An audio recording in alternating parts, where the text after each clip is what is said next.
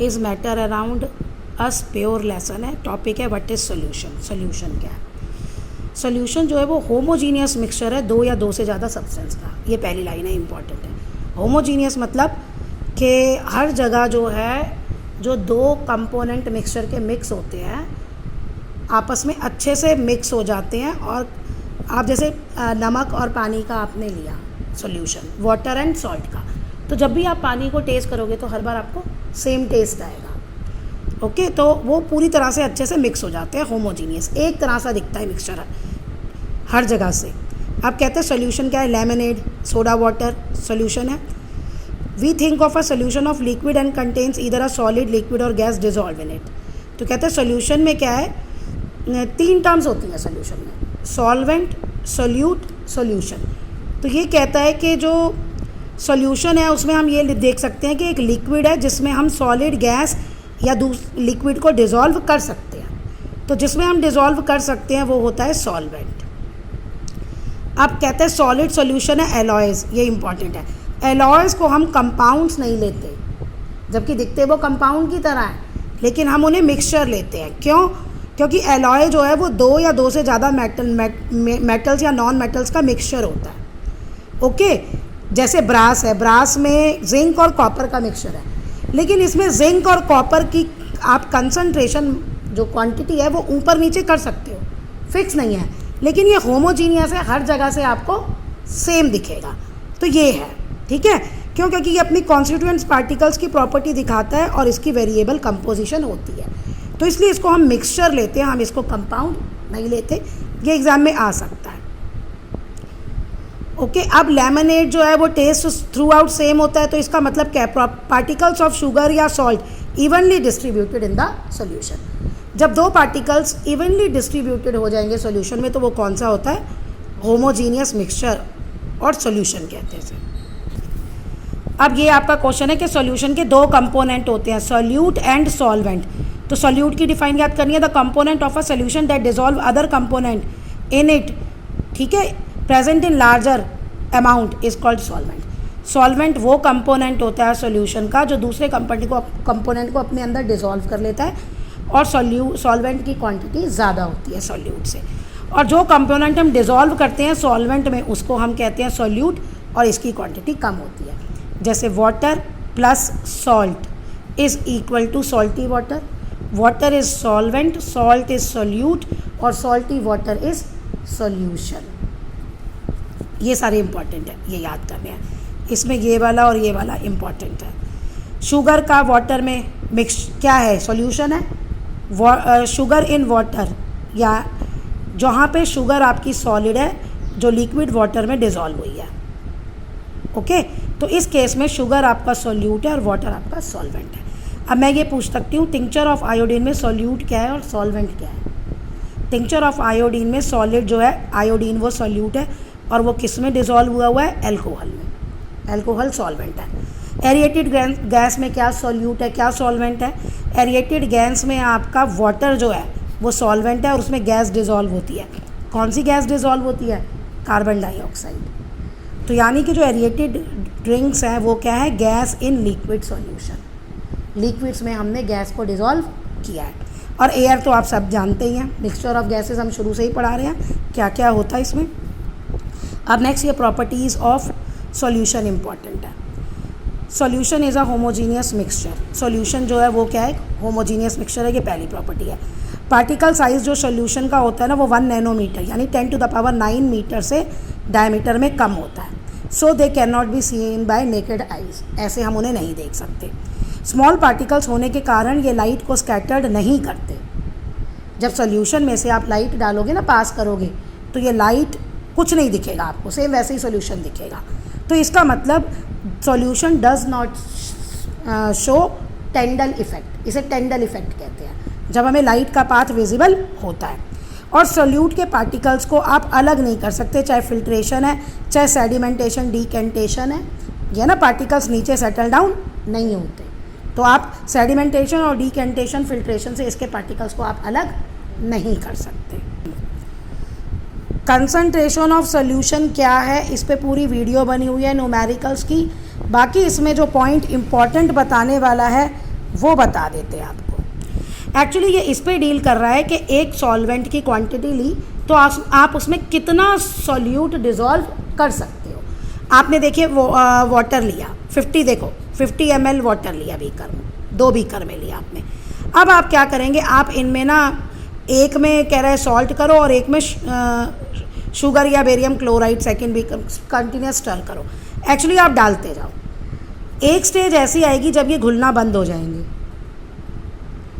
नमक घुलना पानी में बंद हो जाएगा, आप और डालोगे या चीनी डालोगे तो चीनी घुलना, दोनों की क्वांटिटी अलग अलग होगी, टाइम अलग अलग होगा। क्वांटिटी जैसे उसमें 3 चम्मच हो, उसमें 4 होए, ये आप अपने आप फाइंड आउट करना। नमक और चीनी की क्वांटिटी जो है वो अलग अलग डिज़ोल्व होगी, लेकिन एक टाइम ऐसा आएगा जब when no more solute can be added to the solvent, और जब हम और सोल्यूट सॉल्वेंट में ऐड नहीं कर सकते तो इस स्टेज पे हम कहते हैं हमारे पास क्या आ गया, सैचुरेटेड सॉल्यूशन।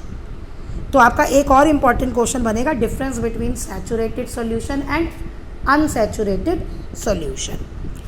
ओके, अब आप उसको हीट कीजिए, आप हीट कीजिए अपने मिक्सचर को, तो आप देखेंगे हीट करने पे उसमें और सॉल्यूट डिज़ोल्व हो रहा है, यानी नमक जो पहले नहीं घुल रहा था, गर्म करने पे वो नमक वाटर में डिज़ोल्व हो जाएगा, या शुगर जो पहले नहीं घुल रही थी, गर्म करने पे वो और घुलने लग गई। तो इसमें एक इम्पॉर्टेंट पॉइंट है कि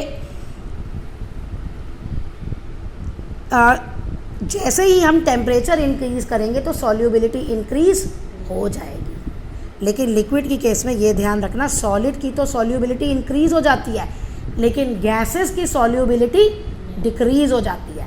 गर्म पानी करते हैं तो बबल्स आते हैं, और उन बबल्स में से वो बबल्स क्या होते हैं, एयर होती है जो वाटर में डिज़ोल्व होती है, वो बाहर निकल रही होती है। तो इसलिए गर्म पानी एक्वेटिक लाइफ के लिए हार्मफुल है, वो ऑक्सीजन की कमी कर देते हैं वाटर में। अब हम अपने क्वेश्चन उसी पे आते हैं। देखो, जब no more solute can be dissolve in a solution at a given temperature, it is called acid saturated solution. और उस अमाउंट, वो सोल्यूट की कितना अमाउंट, कितनी क्वांटिटी चाहिए हमें एक सैचुरेटेड सॉल्यूशन बनाने के लिए फिक्स टेम्परेचर पे, क्योंकि टेम्परेचर अलग होगा तो सॉल्युबिलिटी अलग अलग हो जाएगी, वो सॉल्यूट अलग अलग क्वांटिटी में डिज़ोल्व होगा, और उसी को हम कहते हैं सॉल्युबिलिटी। ओके, तो अब अगर अमाउंट सॉल्यूट में सैचुरेशन लेवल से कम है, यानी उसमें अभी और सॉल्यूट डिज़ोल्व हो सकता है सॉल्यूशन में, तो उसको हम अनसैचुरेटेड सॉल्यूशन कहते हैं। अब इसमें ये क्या है कि अगर आपने टेम्परेचर बढ़ा दिया, नमक घुल गया, जैसे आपने एक्टिविटी की, अब उसी को वापस आप गर्म करना बंद कर दो तो वो नॉर्मल पहले वाले टेम्परेचर पे आ जाएगा, तो जितना एक्स्ट्रा नमक या शुगर घुला था ना, वो वापस दिखने लगेगा आपको, क्योंकि जैसे ही आपने टेम्परेचर कम किया तो सॉल्युबिलिटी डिक्रीज़ हो गई। तो ये पॉइंट आप याद रखना। देखिए, नेक्स्ट है आपका homogeneous non homogeneous suspension. Suspension क्या है आपका, सस्पेंशन जो है वो हेट्रोजीनियस मिक्सचर है। हेट्रोजीनियस पता है ना, जहाँ सॉल्यूट और सॉल्वेंट अलग अलग दिखते हैं। Solute particles do not dissolve but remain suspended through out the bulk of the medium. जैसे आप पार्टिकल्स दिखते हैं आपको, जैसे आपने पानी में रेत घोल दी, तो ये क्या है आपका सस्पेंशन है, क्योंकि सैंड जो है वो नीचे बैठ जाएगी। अब properties of suspension, suspension heterogeneous mixture है, आप इसके पार्टिकल्स को देख सकते हो, इसके पार्टिकल्स को देख सकते हो, तो इसका मतलब क्या है, the particles of the suspension are greater than 1000 nanometre. ये 1000 नैनोमीटर से इनके पार्टिकल का साइज़ बड़ा होगा, ये आप एक लाइन ऐड कर लोगे, और इसको हम ये देख सकते हैं। एक्चुअली हम 3 पढ़ रहे हैं, सॉल्यूशन, सस्पेंशन, कोलाइड्स, तो इन तीनों में डिफरेंस चाहिए, तो ये प्रॉपर्टीज़ इंपॉर्टेंट है। The particles of suspension scattered a beam, ये देखिए, ये अपनी टीचर से भी कंसल्ट करना, ये टेंडल इफेक्ट का है, इसको अभी डिस्कस करती हूँ। अब देखो, मैंने पढ़ा था कि पार्टिकल्स जो होते हैं वो नीचे बैठ जाते हैं, सैंड, तो इसको आप फिल्ट्रेशन से, सेडिमेंटेशन, डिकेंटेशन से अलग कर सकते हो, जो सॉल्यूशन में पॉसिबल नहीं था, ठीक है, क्योंकि ये अनस्टेबल होते हैं। सॉल्यूशन आपके स्टेबल होते हैं और सस्पेंशन आपके अनस्टेबल होते हैं। अब आइए इस पे देखो, होगा क्या, ये अपनी टीचर से कंसल्ट कर लेना। जो सस्पेंशन है वो शुरू में टेंडल इफेक्ट दिखाते हैं, लेकिन बाद में वो टेंडल इफेक्ट नहीं दिखाते। रीज़न क्या है, जब शुरू में आपने मिट्टी को, आपके पास मिट्टी है, सॉइल है, आपने उसको वाटर में डिज़ोल्व किया तो पार्टिकल्स पहले पूरे वाटर में होते हैं।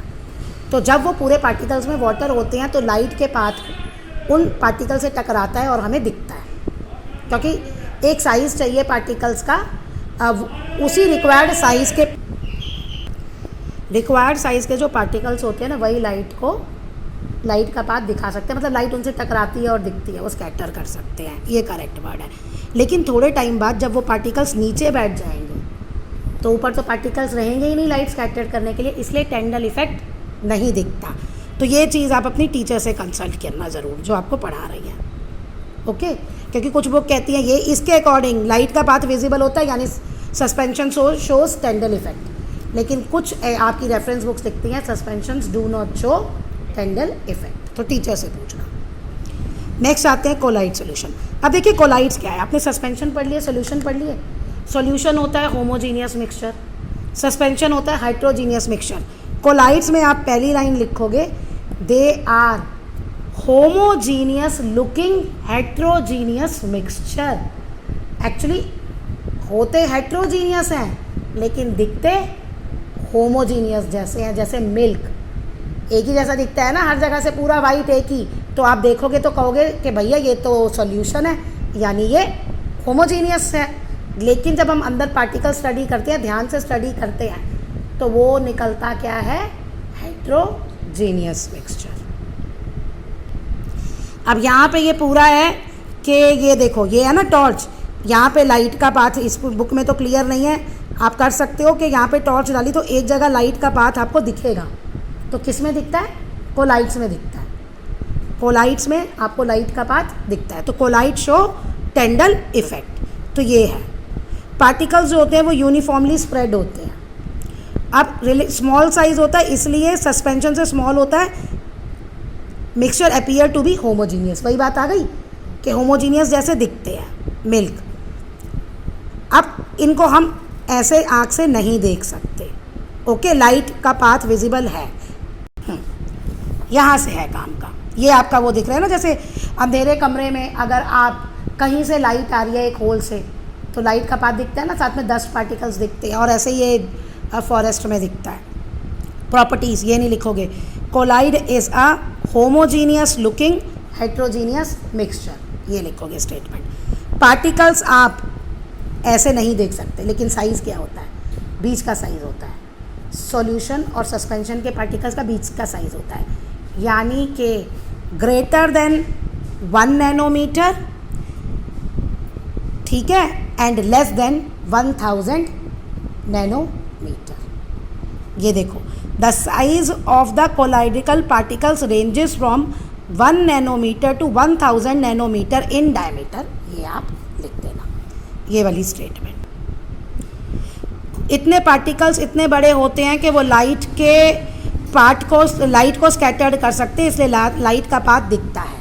एक क्वेश्चन और लिखोगे, व्हाट इज टेंडल इफेक्ट, और यहाँ इस पूरी स्टेटमेंट के साथ की जगह आप ये लिख सकते हो, कोलाइड शोज टेंडल इफेक्ट। अच्छा, अब सेटल नहीं होते इसलिए ये भी स्टेबल होते हैं। सस्पेंशन अनस्टेबल है, लेकिन ये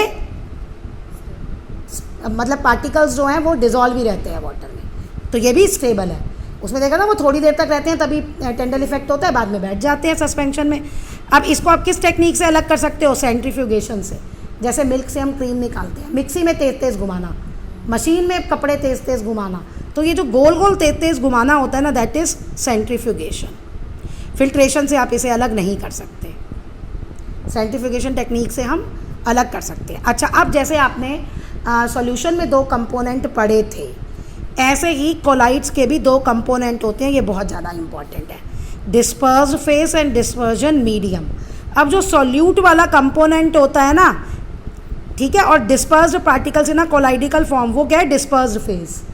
डिस्पर्स्ड फेस कौन सा है, सॉल्यूट वाला, यानी जिसको पानी में घोला जाता है, जो कम क्वांटिटी में होता है, वो क्या है, डिस्पर्स्ड फेस। और जिसमें वो कंपोनेंट जिसमें डिस्पर्स्ड फेस सस्पेंड होता है, क्योंकि यहाँ वो तो लिखेंगे नहीं, सस्पेंड वर्ड ही आएगा, उसे हम क्या कहते हैं, डिस्पर्जन मीडियम। जब इसको याद करना हो तो कैसे याद करोगे, सॉल्यूट के साथ एसोसिएट कर दो डिस्पर्स्ड फेस और सॉल्वेंट के साथ एसोसिएट कर दो डिस्पर्जिंग मीडियम।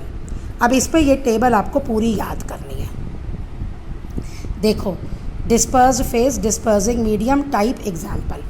मैं आपको ऐसे क्वेश्चन दूंगी, फॉग और स्मॉक का डिफरेंस लिखो, तो क्या लिखोगे?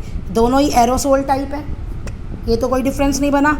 डिस्पर्सिंग मीडियम, दोनों में गैस है, ये भी कोई डिफरेंस नहीं बना, ये बन गया कि आपका फॉग में डिस्पर्स्ड फेज जो है वो लिक्विड होता है और स्मॉग में डिस्पर्स्ड फेज जो है वो सॉलिड होता है। तो ये पूरी टेबल आपको याद करनी है। इनमें से ये पूछ सकते हैं, जैसे मैं पूछ सकती हूँ शेविंग क्रीम कौन सा टाइप है? फोम।